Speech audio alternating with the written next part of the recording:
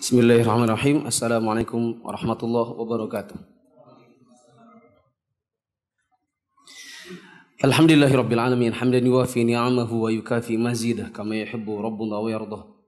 Wa asyhadu an la ilaha illallah wahdahu la syarikalah wa asyhadu anna Muhammadan abduhu wa rasuluhu la nabiyya ba'dah. Hadirin jamaah salat maghrib yang Allah muliakan, pada kesempatan malam hari ini kita akan kembali melanjutkan pembahasan buku Hilyah Thalibul Ilmi karya Syekh Bakar bin Zaid. Sekarang kita masuk dalam poin ke-34 dari adab seorang penuntut ilmu. Halaman 78.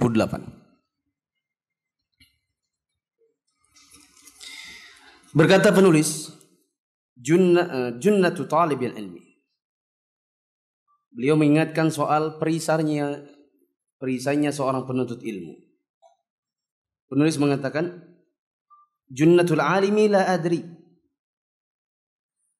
Perisai seorang penuntut ilmu adalah berkata, aku tidak tahu.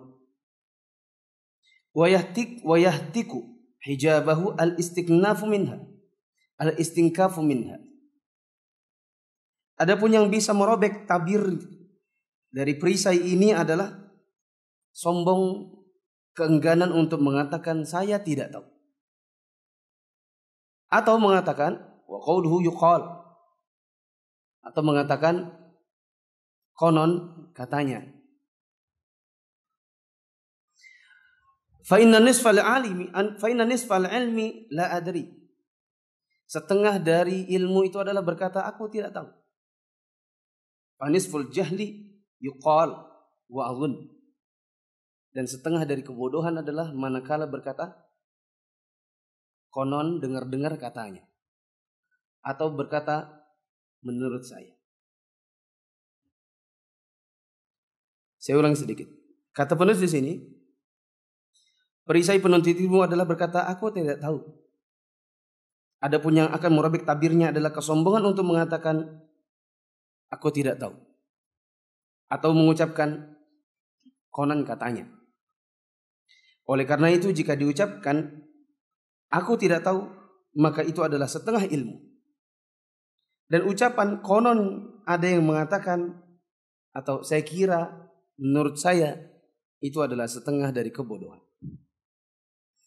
Sedikit saja perkataan penulis di sini, tapi maknanya banyak. Jamaah yang dirahmati Allah Subhanahu wa taala, kita sebagai seorang penuntut ilmu tidak akan pernah menguasai seluruh ilmu. Tahunan kita belajar, menguasai seluruhnya itu tidak ada. Yang menguasai seluruh ilmu adalah Nabi SAW. Bahkan di kalangan para sahabat Nabi, ada kalanya mereka tidak mengetahui sebagian ilmu, tetapi sebagiannya yang tahu. Misal, Nabi jelas menguasai seluruh ilmu. Adapun para sahabat, ada yang kadang hadir di majelis Nabi, ada kalanya dia tidak hadir. Ada kalanya dia datang, yang kemarin hadir tidak hadir. Maka dari kalangan para sahabat ada yang ketika ditanya tentang suatu ilmu yang waktu itu dia tidak datang, maka dia akan berkata, aku tidak tahu. Adapun yang lain tahu. Makanya kita dapati ada kaidah bahwa al-muthbitu muqaddamun 'alan nafi. Yang menetapkan lebih didahulukan daripada yang menafikan. Dikarenakan yang menetapkan memiliki tambahan ilmu daripada yang menafikan. Kita ambil contoh. Ada hadis dari Aisyah radhiyallahu anha, dia mengatakan kalau ada yang mengatakan bahwa Nabi kencing berdiri, maka dia berdusta atas nama Nabi. Jangan kau percaya dia. Sementara sahabat yang lain seperti Hudzaifah mengatakan pada suatu ketika saya lihat Nabi SAW kencing berdiri. Artinya ada sebagian sahabat yang tahu sebagian masalah dan tidak diketahui oleh sahabat yang lain. Kalau para sahabat saja demikian, apalagi kita. Ada kalanya kita ditanya tentang suatu masalah kita tidak tahu. Jangankan yang baru belajar, yang sudah mengajar pun sama. Maka ini adalah peringatan yang disampaikan oleh penulisnya. Manakala kita tidak tahu, maka justru yang berilmu itu akan mengatakan saya tidak tahu. Justru manakala seseorang tidak tahu lalu dia berkata-kata, maka itu adalah kebodohan. Sudah tidak tahu, menjawab lagi. Harusnya kalau memang tidak tahu, bilang, oh saya belum tahu. Contoh nyata, misalnya antum ikut kajian. Kemudian antum bertanya kepada ustadznya. Ustadznya mengatakan, oh saya belum tahu, PR dulu. Itu bukanlah aib. Malah itu adalah bukti dari kejujuran. Itu adalah bukti dari fiqhnya dia dalam menukil atau mengambil atau memiliki sifat amanah dalam ilmu. Jemaah yang dirahmati Allah Subhanahu wa taala, mari saya bacakan apa yang saya bisa rangkum sore ini dari beberapa perkataan para ulama. Antum cukup mendengarkan saja. Ini cukup panjang soalnya. Nabi SAW bersabda, "Man afta bi ghairi ilmin kana ithmuhu 'ala man aftah." Barang siapa berfatwa tanpa ilmu, maka dosanya ditimpakan bagi yang berfatwa.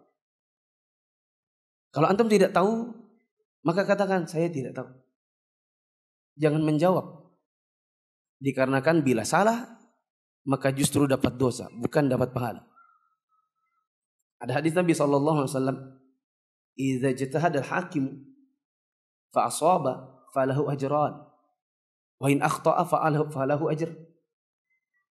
Jika seorang hakim berijtihad, idza ijtahada al-hakimu, seorang hakim berijtihad, kemudian ijtihadnya benar, maka dia diberi 2 pahala. Apa pahalanya? Pahala berilmu dan pahala benar dalam berfatwa. Fa in akhta'a falahu ajr. Tapi kalau dia salah dalam berfatwa, maka dia dapat 1 pahala. Yaitu pahala berilmu. Tetapi kalau orang jahil, orang awam, tidak mengerti seperti kita, lalu kita berfatwa dan fatwanya benar, maka dapat 1 dosa. Apa itu? Berfatwa tapi enggak berilmu. Tapi bila kita berijtihad sendiri, padahal kita awam, dan ternyata salah, maka dapat 2 dosa. Sudah tak berilmu, berfatwa lagi. Paham ini? Maka hati-hati. Bila antum sudah belajar, ada teman antum bertanya, kalau antum tidak tahu, bilang saya tidak tahu. Daripada menjawab ternyata salah, maka dapat 2 dosa. Ibnu Umar radhiyallahu anhu berkata, mereka orang-orang yang meminta fatwa ingin menjadikan kami jembatan untuk mereka lalui di atas api neraka. Maksudnya adalah, manakala seseorang berfatwa, maka imma mendapat pahala, imma jadi jembatan untuk masuk neraka. Kenapa demikian? Karena orang yang berfatwa dan fatwanya salah, lalu diikuti orang, maka dia dapat dosa untuk dirinya, ditambah dengan dosa orang-orang yang mengikutinya. Makanya ada hadis Nabi SAW, "Man sanna sunnatan sayyi'atan falahu wizruha wa wizru man amila biha." Siapa yang mencontohkan atau mengajarkan suatu keburukan lalu diikuti orang, maka dia dapat dosanya ditambah dengan dosa orang-orang yang mengikutinya. Bayangkan kalau antum berfatwa tanpa ilmu diikuti oleh 100 orang, maka dapat dosa untuk sendiri ditambah dosa 100 orang yang mengerjakan. Di dalam kitab Syarah Hilyah Thalibul Ilmi, Syekh Utsaimin memberikan 1 contoh. Contoh yang terus terang saya sendiri belum pernah ketemu, tapi mungkin beliau yang tahu. Kata beliau, ada orang yang kalau ditanya, fakam minan nasi aftahumul awam bi fatawa al-khati'ah. Berapa banyak orang-orang manusia yang diberikan fatwa oleh orang-orang awam dengan fatwa-fatwa yang salah. Lalu beliau beri contoh, fi ayyamil haji, di masa-masa haji. Ada banyak orang yang mengira seorang jahil sebagai kalangan ulama. Ada orang-orang yang berfatwa, innal ladzina yatufu fi satah wa fi ad-dawr tsani yakfihi 3 ashwat. Ada orang awam yang berfatwa di Masjidil Haram, bagi yang bertawaf di atap Jadi Masjidil Haram kan ada atapnya itu di atas. Semoga kapan-kapan nanti bisa pergi ke sana. Atau yang di Daur Tsani, yang di lantai 2, bukan yang di sebelahnya Ka'bah. Mereka berfatwa untuk mereka yang di atas karena diameternya lebih besar, maka cukuplah bagi mereka untuk tawaf 3 kali saja. Padahal tawaf harusnya berapa? 7. Salah satu asywat wan nis. Bahkan sebagian mereka mengatakan setengah dari yang di bawah. Kalau yang di bawah 7 berarti cukup 3,5 putaran. Kannahu qasa al-asywat bil khutwat. Seolah-olah dia mengkiaskan antara diameter dikiaskan dengan jumlah langkah. Maka kalau yang dekat Ka'bah kan langkahnya sedikit, sedangkan yang di atas kan langkahnya banyak. Maka kalau yang sedikit dapat 7, maka yang di atas cukuplah 3,5. Ini diantara bentuk orang berfatwa tanpa ilmu. Mari saya bacakan lagi. Berkata Al-Qasim bin Muhammad, Wallah, la ayya'isha ar-rajulu jahilan ba'da an ya'lama haqqallah khairun lahu min an yaqula ma la ya'lam. Demi Allah, seseorang hidup dalam keadaan bodoh setelah mengetahui hak Allah lebih baik bagi dirinya daripada dia berkata tanpa ilmu.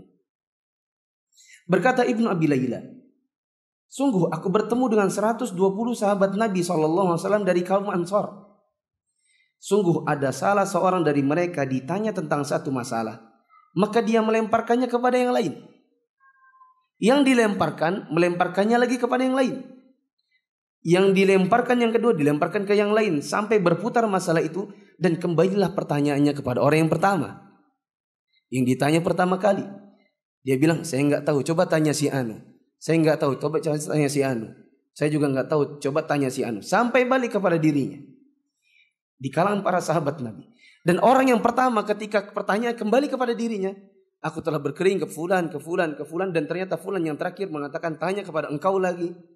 Maka orang yang pertama ini kemudian akan badannya akan bergetar ketika akan menjawab pertanyaan yang pertama kali ditanyakan kepadanya. Aku bertemu dengan 120 sahabat Nabi SAW. Tidak seorang pun dari mereka yang berbicara kecuali ia berharap saudaranya telah mencukupkan perkataannya sehingga dia tidak perlu bicara lagi. Dan tidak seorang pun dari mereka yang berfatwa tentang suatu perkara kecuali dia berharap agar ada sahabat yang lain yang telah menjawabnya. Saya jadi teringat perbuatan sebagian ikhwan. Saya dapati di zaman sekarang. Ada kalanya ustadz-ustadz, misalnya ustadz kumpul dengan ustadz yang lain.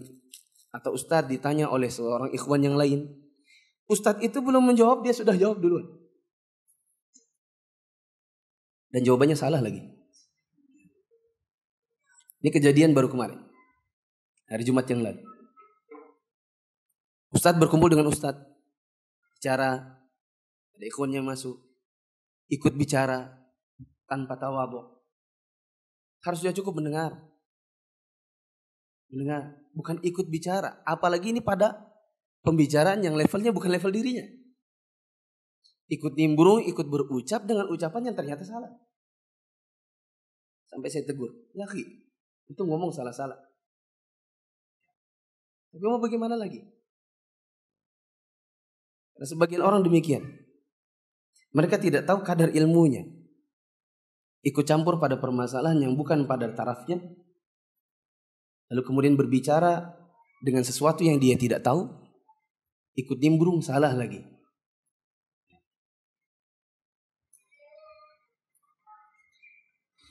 Dari Al-Haytham bin Jamil dia berkata, aku menyaksikan Imam Malik bin Anas ditanya 48 pertanyaan. Dan pada pertanyaan ke-32 dia berkata, aku tak tahu. Diriwayatkan juga darinya bahwa ia ditanya tentang suatu pertanyaan, lalu dia berkata, aku tidak tahu. Maka dikatakan kepadanya, kau nggak tahu sih? Ini kan mudah. Paham gak ini ya? Ini bahasa saya, tapi intinya itu. Aku tidak tahu, maka ditanya kepadanya. Ini adalah pertanyaan yang ringan dan mudah. Ibaratnya ada ikhwan bertanya kepada seorang ustadz, ustadznya bilang nggak tahu, lalu dia bilang, ustadz, kok nggak tahu sih? Itu kan mudah. Apa kata Imam Malik? Imam Malik marah dan berkata, tidak ada dalam ilmu sesuatu pun yang ringan. Tidak ada dalam masalah agama sesuatu yang kau jawab dengan mudah, ringan. Tidakkah engkau mendengarkan firman Allah, Inna sanulqi 'alaika qawlan tsaqila? Sesungguhnya kami akan menurunkan kepadamu perkataan yang berat. Maka ilmu itu berat. Dia akan dimintai pertanggungjawaban di hari kiamat.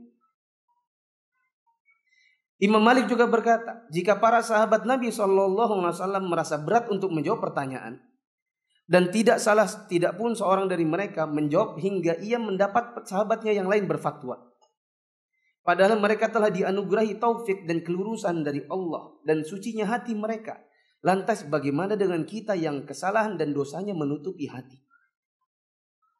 Bila para sahabat Nabi SAW yang hatinya dijamin oleh Allah sebagai hati yang baik, sebagaimana perkataan Ibnu Mas'ud, Allah melihat kepada para hamba dan Allah dan didapati hati yang paling baik adalah hatinya para sahabat Nabi. Hati yang paling baik ini saja kalau ditanya suatu masalah, dia lebih pengen sahabat yang lain yang jawab. Kata Imam Malik, bagaimana dengan kita yang dosanya menutupi hati lalu mau berfatwa dengan fatwa dirinya? Bahkan sebagian orang, saya katakan, tidak senang kalau orang lain mendahulinya dalam fatwa. Dia senang kalau fatwa itu dia yang duluan keluarkan. Supaya misalnya dia tahu bahwa orang-orang tahu bahwa dialah yang pertama kali mengeluarkan ilmunya. Berkata Ibnu Khaldah kepada Rabi'ah, wahai Rabi'ah, waspadalah engkau dari memberi fatwa kepada manusia. Maka jika datang kepadamu seorang yang bertanya kepadamu, maka janganlah tujuanmu adalah untuk menyelamatkan dirinya si penanya dari apa yang dia alami, tapi jadikan tujuan utamamu adalah menyelamatkan dirimu dari pertanyaannya. Bagaimana jemaah?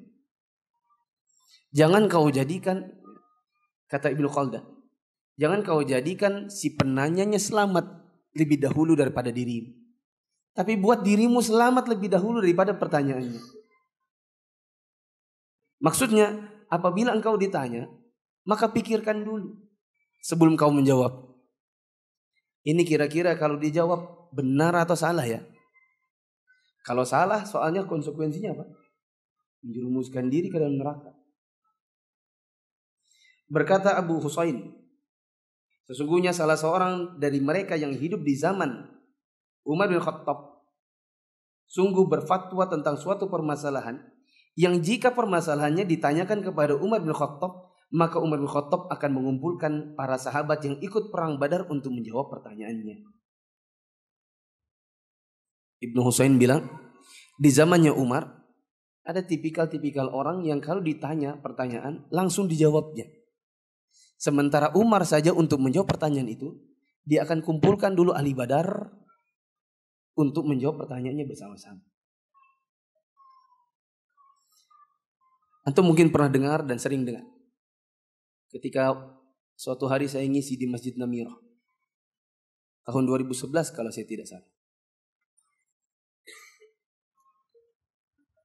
Di mana saya sering menceritakan ketika suatu hari saya ngisi pengajian, ada dua orang laki-laki yang duduk di tiang-tiang. Sepanjang kajian sibuk ngobrol, tapi ketika saya menawarkan siapa yang ingin bertanya, maka dia lebih dahulu mengangkat tangan. Lalu kemudian dia berkata, Ustadz, bagaimana hukumnya berwudu dengan air bekas mandi Nabi? Saya mengatakan bahwa kalau maksudnya adalah berwudu dengan air bekas mandi Nabi, maka saya tidak tahu. Tapi kalau pertanyaan Bapak maksudnya adalah apa hukumnya mencari berkah dari air wudu Nabi, maka benar sahih dari para sahabat. Lalu orang itu mengatakan, yang betul boleh. Maka dia yang bertanya, dia yang menjawab. Ya. Saya tidak akan ceritakan bagian berikutnya, tapi hari itu adalah hari Sabtu subuh. Dan saya berkata ketika dia mengatakan, yang betul boleh, karena Ustadz Anu bilang. Saya datangi Ustadz yang disebutnya, dan saya bertanya dengan pertanyaan yang sama persis. Ustadz itu menjawab dengan pertanyaan yang saya jawab dengan menjawab yang jawaban saya itulah Yang saya jawab kepada diri si penanya. Saya tanyakan, betulkah bahwa bisa berwudu dengan air bekas sperma Nabi? Dia bilang nggak tahu. Tapi kalau tabarruk mencari berkah dengan air wudunya Nabi, betul. Maka saya katakan kepada ustadz itu, itulah jawaban saya. Dan ada seorang laki-laki di Masjid Nabirah mengatakan, antum berkata demikian. Dia mengatakan, enggak, saya enggak tahu. Itu hari Sabtu, saya sampaikan di Sabtu subuh berikutnya. Saya menceritakan kejadiannya, lalu orang itu marah dan menyebut Ustadz keledai. Dasar Ustadz keledai. Ngomong 3 kali dengan kata-kata keledai. Bukan masalahnya sampai di situ. Rupanya di Sabtu malamnya kebetulan kajian Ustadz Abdurrahman. Karena kajian saya Sabtu subuh di Namirah dulu. Ustadz Abdurrahman di Sabtu malamnya. Seingat saya itu kajian syarah akidah Ahlussunnah wal Jamaah. Orang itu bertanya dengan perkataan, Ustadz, ada Ustadz saya tanyai begini dan begitu. Dia bilang saya nggak tahu. Ustadz apa itu? Maka Ustadz Abdurrahman menjawab, itulah Ustadz yang sebenarnya. Manakala ada Ustadz mengatakan saya tidak tahu dalam perkara yang memang dia tidak tahu, harusnya itu yang benar. Justru yang salah adalah manakala kita belajar kepada Ustadz yang dia nggak tahu malah dijawabnya.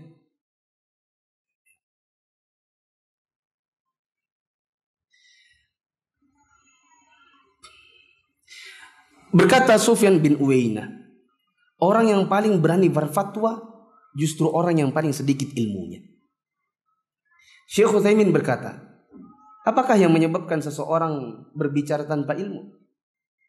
Bila dia ingin terangkat, ia ingin mengungguli para sahabatnya, ia ingin disebut-sebut, ingin popularitas, ingin dijuluki seorang yang alim, ingin dijuluki seorang fahamah yang paham, ingin dijuluki lautan yang luas dan yang semisalnya, maka tidak diragukan lagi keinginan seperti ini termasuk perangkap syaitan. Wajib bagi kalian untuk mengetahui kadar ukuran diri kalian, dan jangan kalian posisikan diri kalian lebih dari ukuran kalian.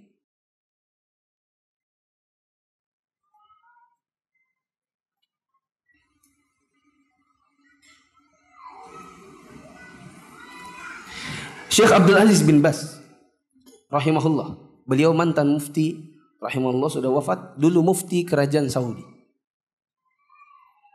Beliau adalah ketua lajnah daimah lil ifta, ketua komisi umum untuk berfatwa. Kata Syekh Dr. Abdul Aziz As-Sadahan, kami pernah mendengar ketika Syekh bin Baz sedang siaran acara di radio namanya Nurun ala Darb, ditanya tentang suatu pelajaran, maka beliau mengatakan saya tidak tahu. Padahal ketua komisi fatwa. Ditanya tentang suatu masalah, dia bilang saya tidak tahu. Imam Ibnu Jamaah berkata, hendaklah seorang guru mewariskan kepada murid-muridnya, di antara warisannya adalah kata-kata saya tidak tahu. Harusnya ini dijadikan sebagai warisan ilmunya. Karena kata-kata seperti ini harus sering diucapkan. Maklum jamaah, kita tidak mengerti semua ilmu. Ibnu Abbas radhiyallahu anhu berkata, jika seorang ulama berkata, saya tidak tahu, berarti dia telah berkata benar. Kalau kita balik, bila dia mengatakan begini dan begitu pada dia tidak tahu, maka dia berdusta. Syekh Dr. Abdul Aziz As-Sadahan berkata, merupakan musibah dan keanehan jika Anda tidak mengetahui dan Anda tidak tahu bahwa Anda tidak tahu. Sebagaimana perkataan seorang penyair, merupakan hal yang paling aneh jika kamu tidak mengetahui dan kamu tidak tahu bahwa kau tidak tahu. Adalah aneh kalau kau tidak tahu bahwa dirimu tidak tahu.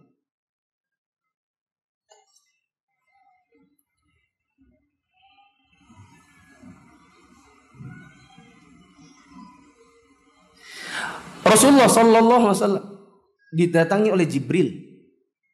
Belum tahu ini? Hadis apa namanya? Hadis Jibril. Di hadis Arba'in hadis keberapa? Hadis kedua. Ditanya oleh Jibril tentang kapan hari kiamat, maka Rasulullah sallallahu alaihi wasallam mengatakan, "Mal mas'ul bi'a'lami minas sa'il. Tidaklah yang ditanya yaitu saya lebih tahu daripada yang bertanya yaitu Jibril. Nabi SAW tidak tahu tentang kapan hari kiamat, maka beliau mengatakan apa? Saya tidak tahu. Masa iya kita jawab 2012? Ada kan dulu? Tahun 2011 orang berfatwa apa? 2012. Yang kita bisa pastikan jauh-jauh hari pasti tidak benar. Kenapa? Soalnya hari kiamat itu hari apa? Hari Jumat. Tinggal lihat tanggalan hari Jumat bukan? Ternyata bukan, berarti pasti fatwanya ngawur.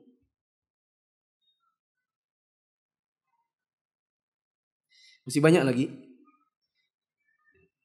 Saya rangkum banyak dan ternyata di kajian ini saya tidak bisa sampaikan semuanya. Yang perlu antum catat, apa manfaatnya berkata tidak tahu? Apa sih manfaatnya berkata tidak tahu?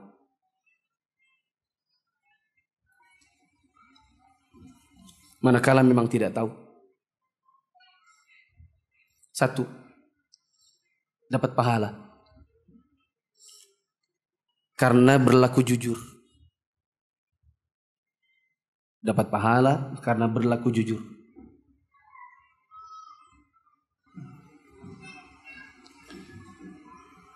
Masih ingat kan pelajarannya minggu lalu?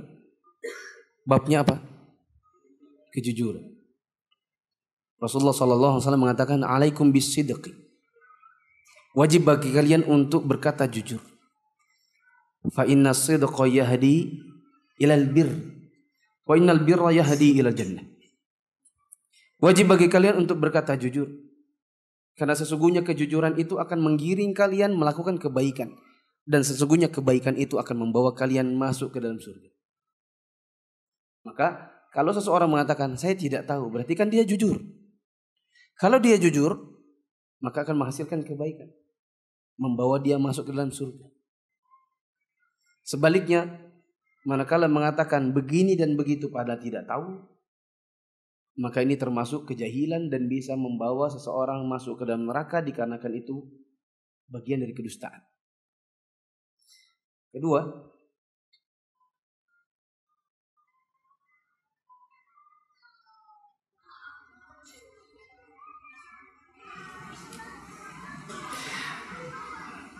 di antara manfaat seseorang berkata saya tidak tahu adalah memotivasinya untuk belajar.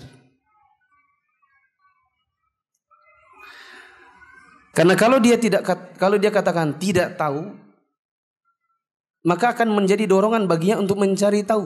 Maka dari situ nanti dia akan belajar. Maka saya katakan, kalau nanti kapan-kapan antum jadi ustadz, amin. Atau antum jadi guru, atau antum di kantor dianggap sebagai yang paling berilmu. Antum kan untuk menyampaikan ilmu tidak harus jadi ustadz. Bisa jadi ada sebagian ikhwan di phonebook saya. Di phonebook saya itu ada kata-kata misalnya gini, fulan at fulan. Fulan at fulana, misalnya gitu. Atau fulan at Allah. Abdullah at Abdurrahman. Itu maksudnya di phonebook saya ini kan, di phonebook saya ada 5.000 orang. Ikhwan Balikpapan itu mungkin ada 4.000 kan. Di phonebook saya. Ada tulisan fulan at fulan, Abdullah at Abdurrahman pakai akeong. Itu maksudnya adalah ini temannya si Anu. Ini temannya si Anu. Maksudnya dia masuk ke dalam grup saya direkomendasikan oleh temannya. Ada seorang ikhwan, tidak usah saya sebutkan namanya, sering hadir di sini. Fulan at dia itu banyak banget. Saya tanya-tanya, rupanya di kantornya dia sering ngajakin orang ngaji, sehingga banyak dari teman kantornya ngaji karena dia. Saya tanya-tanya, kapan antum mengajak teman antum? Ya Ustaz, ada pekerjaan yang kadang-kadang mereka datang kepada saya, nanti sambil nunggu pekerjaan itu saya jelaskan sebagian masalah agama.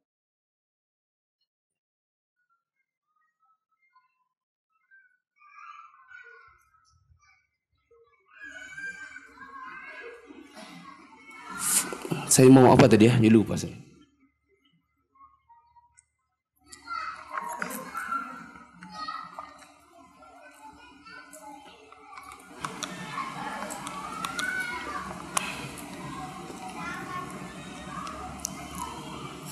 Tadi waktu nomor 2 saya bilang apa? Motivasi belajar. Terus apa lagi? Oh iya, kapan-kapan jadi, oh maaf, iya benar-benar.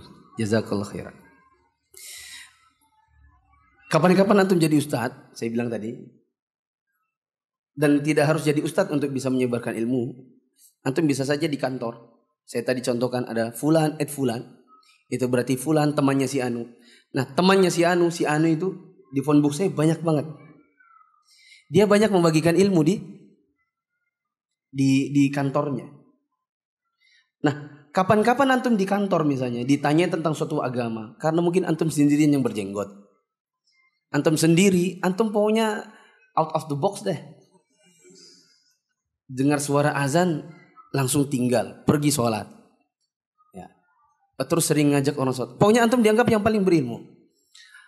Saya beri tips, kapan-kapan antum ditanya suatu masalah agama, terus antum tidak tahu, bilang begini, PR dulu.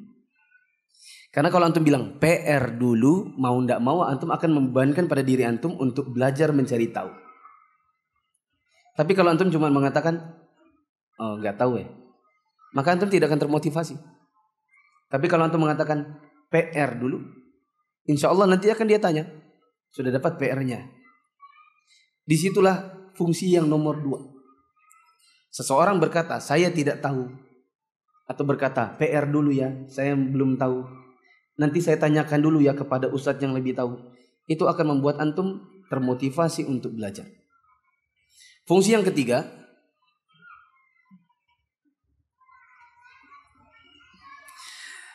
berkata tidak tahu itu adalah indikasi amanah. Indikasi amanah. Bisa dipercaya. Maka orang akan lebih menaruh kepercayaan kepada antum manakala antum berkata enggak tahu. Tahukah masalah ini hukumnya apa? Saya tanya dulu ya, saya belum tahu. Itu orang akan lebih menaruh simpati. Orang akan lebih memberikan kepercayaan diri kepada diri kita.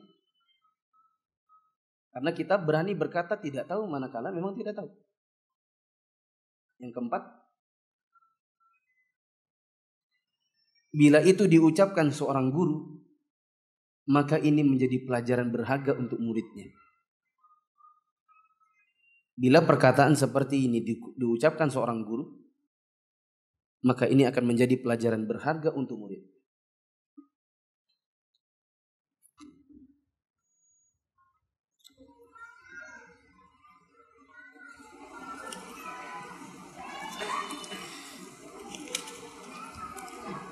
Sudah.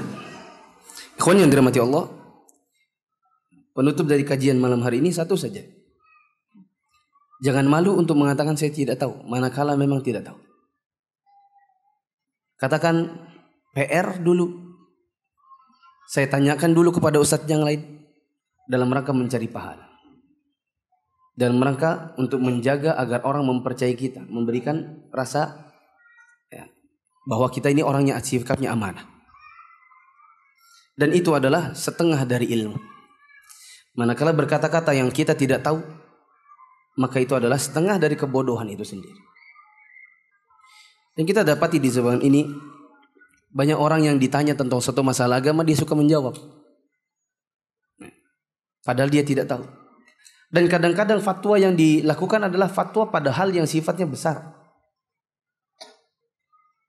Diberikan fatwa itu pada permasalahan darah kaum muslimin. Misalnya ada orang yang berkata bolehnya bom bunuh diri. Ini fatwa tanpa ilmu. Ini fatwa yang bertentangan dengan manhaj Ahlussunnah wal Jamaah. Ini fatwa yang kalau diterapkan maka kerusakan di mana-mana. Ini contoh satu saja. Maka berhati-hatilah dari yang demikian. Wallahu a'lam bishawab. Ana bingung dengan pernyataan berfatwa tidak butuh dasar. Bagaimana maksudnya Stas? Saya tidak tahu. Apa maksudnya? Yang ngomong asalkan bukan saya. Saya yang bertanya ini. Siapa yang bilang? Bukan saya toh. Oh ya sudah, tanya sama dia. Karena bukan saya yang bilang. Berfatwa tidak butuh dasar, salah. Berfatwa butuh ilmu. Kalau antum belajar usul fiqh, tapi usul fiqh tidak bisa dipelajari kecuali dengan belajar bahasa Arab. Kalau antum buka di buku usul fiqh, antum akan dapati syarat-syarat seseorang menjadi mufti. Harus hafal Quran. Tidak bisa seseorang menjadi mufti tanpa hafal Quran. Bagaimana ada orang mengatakan berfatwa tidak butuh dasar? Antum ingat tak? Atau pernah dengar tak? Ada kisah sahabat Nabi safar dengan sahabat yang lain. Lalu dia terjatuh dari untanya atau kudanya. Hingga terbelah sedikit kepalanya. Luka di bagian kepalanya. Malam harinya dia tidur dalam keadaan junub. Mimpi basah. Di subuh harinya dia bingung. Mandi junub gak ya? Karena kepala sakit. Maka dia bertanya kepada sahabat yang lain. Apakah saya harus mandi? Maka yang ditanya mengatakan, kami tidak melihat adanya keringanan untukmu kecuali mandi. Harus mandi. Maka mandilah dia. Gara-gara dia mandi, ini kepala sudah luka, dikuyurin air, kira-kira apa yang terjadi? Allah, mungkin air masuk ke dalam otaknya, lalu meninggallah orang itu di perjalanan. Segerombolan sahabat ini pulang kembali kepada Nabi SAW dan dilaporkanlah. Satu tidak kembali dikarenakan wafat dalam perjalanan. Akibat begini dan begitu, luka di kepalanya, lalu ada yang mengatakan harus mandi. Mandilah dia dan wafatlah dia karena mandi. Maka Rasulullah SAW mengatakan, qatalahumullah. Lima lam yas'al idza lam ya'lam, fa inna shifa'ul 'ayyi al-su'al. Rasulullah SAW mengatakan, mereka yang telah berfatwa seperti itu telah membunuh sahabat itu. Harusnya cukup mengatakan tayamum. Karena tidak mungkin seseorang mandi dalam keadaan demikian. Harusnya fatwanya apa? Tayamum. Ini mereka fatwakan apa? Mandi. Gara-gara fatwa mereka yang salah, orang ini mati. Maka mereka telah membunuhnya. Semoga Allah memerangi mereka. Rasulullah SAW doakan kepada orang-orang yang berfatwa sembarangan. Rasulullah bilang, mereka itu yang dengan fatwanya telah membunuh sahabatnya. Semoga Allah memerangi mereka. Rasulullah SAW mengatakan, kenapa tidak tanya bila tidak tahu? Karena sesungguhnya obat dari kebodohan adalah bertanya. Maka jamaah yang dirahmati Allah, kalau kita tidak tahu, maka bilang enggak tahu. Kita tanya dulu. Begitu. Oh ya, satu lagi. Saya tambahin. Jangan pula tak pernah tanya. Nabi SAW mengatakan apa? Shifa'ul 'ayyi as-su'al. Obat dari kebodohan adalah bertanya. Tahukah antum? Ada sebagian dari antum yang saya sejak pertama kali dakwah mungkin 2013 sejak saya pulang sampai hari ini belum pernah sama sekali satu pertanyaan pun dia lontarkan di kajian. Bahkan di tempat yang lain, di luar kajian. Maka sering saya tegur, antum kenapa ya tidak pernah bertanya sama sekali? Ustaz, malu. Obat kebodohan apa? Bertanya. Berarti orang yang nggak pernah tanya dia akan senantiasa berada dalam kebodohan. Makanya jamaah yang dirahmati Allah, bukan bermaksud untuk merendahkan siapa-siapa, tapi sebagian dari orang, sebagian dari ikhwan yang saya kenal, ada yang ngaji sudah bertahun-tahun lamanya, tapi pada masalah-masalah yang kecil saja dia tidak tahu. Bahkan ada yang sudah jadi ustaz. Saya tahun 2007, sebenarnya saya dakwah di Balikpapan sejak 2007. Ada seorang ibu-ibu saya kenal. Sekarang sudah jadi ustazah ceritanya. Padahal di kajian saya dulu termasuk yang paling rendah nilainya. Kadang-kadang berfatwa tentang kenegaraan. Yang kalau ditanyakan tentang haid nifas saja dia tidak tahu. Ini juga sebagai tambahan. Jangan kita banyak pikir soal negara dulu. Kalau diri kitanya aja nggak becus. Jangan bicarakan dulu yang antum tidak akan dimintai pertanggungjawaban di hari kiamat. Dan lebih pikirkan, prioritaskan untuk belajar apa yang kita ditanya di hari kiamat. Jangan sampai berpikir soal yang jauh-jauh, soal negara, soal ini dan itu. Ditanya tentang sholat nggak tahu. Ditanya tentang jamak qashar nggak tahu. Apa bedanya jamak qashar dengan jamak qashar nggak tahu. Kapan seseorang boleh menjamak? Kapan seseorang boleh mengqashar? Kalau lupa ini sujud sahwinya kapan? Sebelum salam, sesudah salam. Bacaan sujud sahwi apa? Bacaan sujud tilawah apa? Perempuan. Kalau cairannya keluar dari vaginanya warna kuning, itu sudah bersih dari haid atau belum? Kapan sudah boleh dijima oleh suaminya? Berapa dendanya kalau seandainya dia dijima dalam keadaan sedang haid? Apa hukumnya dijima lewat kemaluan? Apa hukumnya berapa lama durasi seseorang haid? Berapa minimalnya? Kalau anti seorang wanita dicerai oleh suami anti dalam cerai 1, talak 1, berapa masih iddahnya?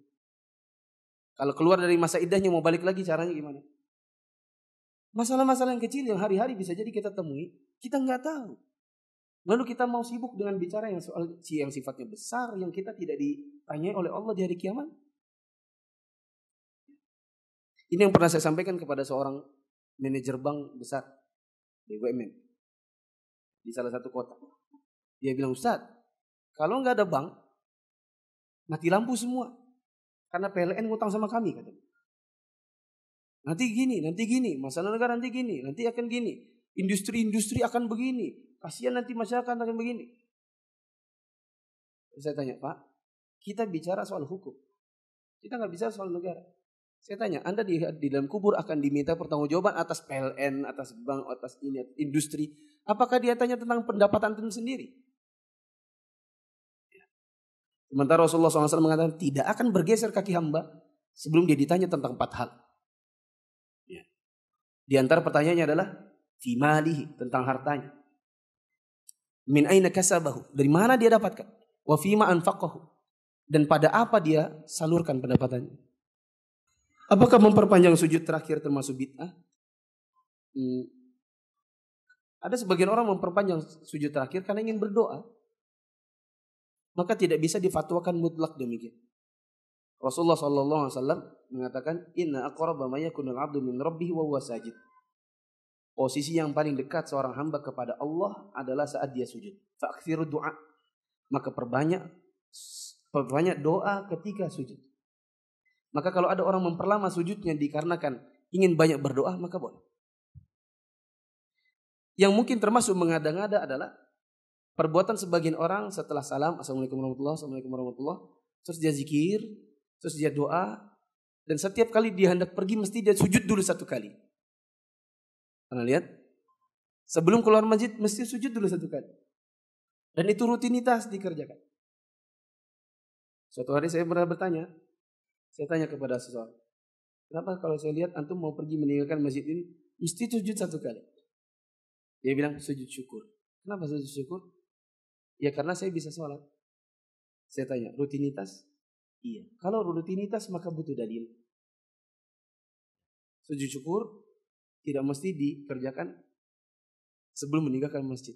Ketika itu jadi rutinitas, maka jangan seperti itu. Dikarenakan ini khawatirnya membuat ibadah-ibadah khusus dengan waktu khusus. Apa hukumnya membaca hadis setiap kali selesai sholat? Ini kejadian di salah satu tempat. Rutin membaca hadis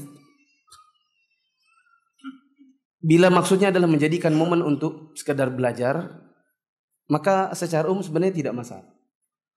Hanya saja bahwa sebagian hadis itu tidak bisa dipahami hanya dengan sekedar dibacakan. Perlu syarah.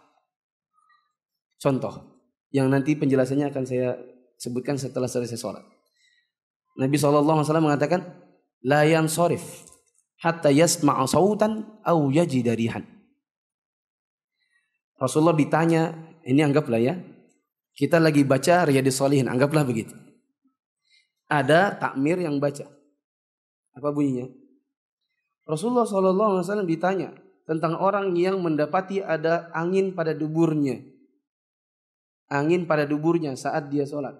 Maka Rasulullah SAW menjawab, janganlah dia meninggalkan sholatnya sampai dia mendengar bau atau sampai dia mencium bau atau mendengar suara. Demikian jamaah, Assalamualaikum warahmatullahi wabarakatuh. Orang akan ditinggalkan bertanya-tanya. Oh, jadi kalau kita kentut di dalam sholat, jangan dibatalkan sampai dengar suara, sampai cium bau. Ya atau tidak? Itu yang akan terjadi. Maka sekedar membacakan hadis tanpa syarah, ini ada bahayanya. Orang akan salah paham. Dan kalau disyarah oleh orang yang juga nggak paham tentang syarahnya, maka ini pun jadi bahaya. Terus bagaimana yang tadi itu? Nanti setelah sholat insya Allah. Setelah azan. Apa hukumnya sunat bagi anak perempuan? Sunnah. Sebagaimana disebutkan oleh sebagian ulama kita. Caranya, antum bawa aja ke dokter sunat, nanti dia yang sunatkan. Jangan antum sendiri, nanti takutnya salah-salah. Di antara dokter sunat, ikhwan kita, Dokter Erwin, dia bisa sunat laki dan perempuan. Kliniknya di Cahaya Syifa, dekat terminal Batu Ampar. Jangan antum sendiri yang silet-silet ya. Jika melakukan sholat jamak takdim zuhur dan asar, dikerjakan di zuhur. Lupa tasyahud awal. Sujud sawinya setelah jamak atau di antaranya. Sujud sawinya setelah sholat zuhurnya. Bukan setelah sholat asarnya. Bagaimana sikap kita jadi makmum? Imam baca cepat sekali ketika sholat sir dan jahar cukup lambat. Oke, kita membaca Al-Fatihah sesuai kecepatan kita atau ikuti imam? Jawabannya, kalau dia sholatnya sholat jahar, maka antum diam dan mendengarkan bacaannya. Bila dia sholatnya sholat sir, tidak dikeraskan bacaannya, maka antum membaca dengan bacaan antum sendiri, entah kecepatannya. Saya punya teman ingin cari rumah kontrakan. Singkat cerita, teman saya ngontrak. Setelahnya saya tahu bahwa dia ngontrak dengan pacarnya. Apakah saya termasuk golongan menolong perbuatan zina? Kalau antum tidak tahu, maka tidak mengapa. Antum tidak dikategorikan demikian. Hanya saja setelah antum tahu, maka antum wajib menasihatinya. Apa yang dibicarakan jika ustadz bertemu ustadz? Kepo. Ya bicara dakwah, bicara dakwah, ini bicara perkembangan, sudah bikin buku apa, sudah apa, nulis apa aja, sama istrinya berapa sudah. Ya, gitu. Apakah GoPay riba? Iya. Ketika antum deposit sesuatu, di Imani kah, di GoPay kah, di macam-macam, yang sifatnya mungkin maya, antum transfer sesuatu, terus jadi balikin lagi, bisa diambil lagi, bisa refund, berarti hukumnya hukum qard, yaitu akad utang piutang. Antum ngutangin dia. Kalau antum bisa tarik kembali, bisa di refund, berarti antum ngutangin dia. Manakala antum dikasih diskon, itu adalah riba berarti. Kalau antum masukkan dan ternyata tidak bisa dikembalikan, maka dapat poin, dapat hadiah, boleh. Contoh, pulsa. Antum beli pulsa. Telkomsel 100.000. Itu nggak akan bisa di-refund. Mbak, datang antum ke Grapari. Saya lagi butuh duit nih. Bolehkah di-refund sedikit? Nggak bisa. Apa yang sudah masuk sudah. Itu berarti antum beli. Itu punya antum. Karena tidak bisa di-refund, lalu dia memberikan poin, maka boleh. Poinnya maksudnya poin untuk ditukarkan dengan hadiah. Jika orang tidak berilmu berfatwa benar, maka dia berdosa satu, betul. Tapi fatwanya benar diikuti 50 orang. Karena fatwanya benar, apakah orang ini menanggung dosa yang 50 tadi padahal fatwanya benar? Jawabannya dia menanggung dosanya sendiri di mana dia berfatwa tanpa ilmu, meskipun benar. Ini kita kosor aja kah, jamak kah atau jamak kosor? Kalau menurutku jamak kosor. Padahal nggak pernah ngaji jamak kosor. Dia nggak pernah tahu itu. Ternyata benar. Memang secara syar'i ternyata kalau ditanyakan kepada ustadz yang lebih tahu, betul jamak kosor. Maka dia berdosa. Yaitu dosa berfatwa tanpa ilmu. Nah tapi kan benar. Misalnya musafirin yang dia fatwai ada 50. Dan dia benar. Bagaimana? Maka mereka berpahala, orang ini tidak. Orang ini berdosa dengan dosanya satu. Bagaimana hukum membeli barang dengan menekan atau menawar harga serendah-rendahnya, kemudian untuk dijual dengan harga setinggi-tingginya? Hukum asalnya boleh menawar. Tapi kalau serendah-rendahnya dan menjadikan itu sebagai prestasi, maka ini dia boleh. Kalau ibu-ibu tuh pergi ke pasar, sering dijadikannya keberhasilan menawar sebagai prestasi. Ya kan? Dapat berapa? Sekian. Aku sekian. Ya. Dijadikannya seperti prestasi. Sementara Rasulullah SAW mengatakan rahimallahu rajulan. Ya. Samhan idza ba'a. Samhan idza ishtara. Samhan idza iqtada. Semoga Allah merahmati orang yang toleransi, lapang dada. Kapan? Menjual, membeli, menagih. Lapang dada dan menjual maksudnya kalau ada orang nawar jangan juga tidak bisa nawar begitu. Ya kecuali harga pas.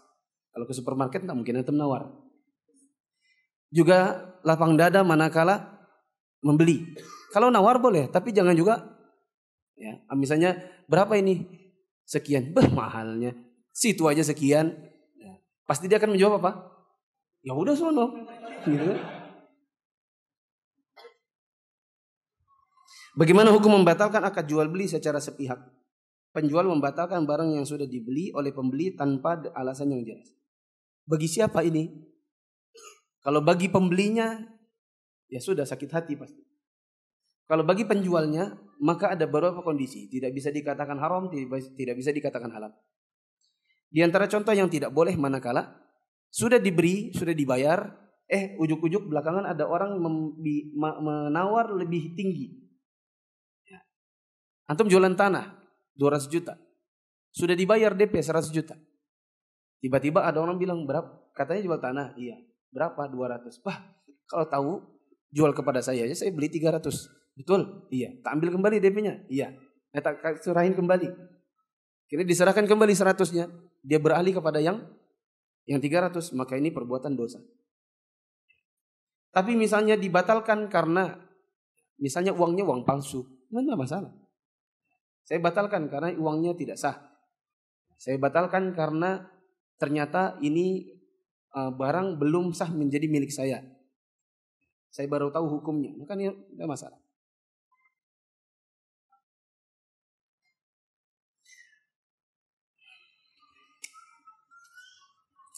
Ada pertanyaan tadi tentang tengkulak. Silakan buka di Umdatul Ahkam. Di Umdatul Ahkam ada namanya jual beli orang kota untuk orang desa. Penjelasannya jadi panjang, maka saya tidak jawab di sini. Bagaimanakah para ulama bisa membuat kaidah hukum asal ibadah adalah haram, hukum asal muamalah adalah mubah? Jawabannya dari dalil. Hukum asal ibadah adalah haram. Apa dalilnya? Sabda Rasulullah SAW, "Man amila amalan laisa alaihi amruna fahuwa raddun." Siapa yang beramal yang amalannya tidak sesuai dengan tuntunan kami, maka amalnya ditolak. Maka hukum asal adalah ibadah adalah haram sampai ada dalil yang mensyariatkannya. Hukum asal muamalah atau duniawi, hukum asalnya adalah mubah, halal. Apa dalilnya? Sabda Rasulullah SAW, "Antum a'lamu bi umuri dunyakum." Kalau urusan dunia kalian lebih tahu. Maka para ulama bikin kaidah dengan dalil. Bukan dengan ngarang sendiri, tapi dengan ilmu. Subhanakallahumma wa bihamdika asyhadu an la ilaha illa anta astaghfiruka wa atubu ilaik. Wassalamualaikum warahmatullahi wabarakatuh.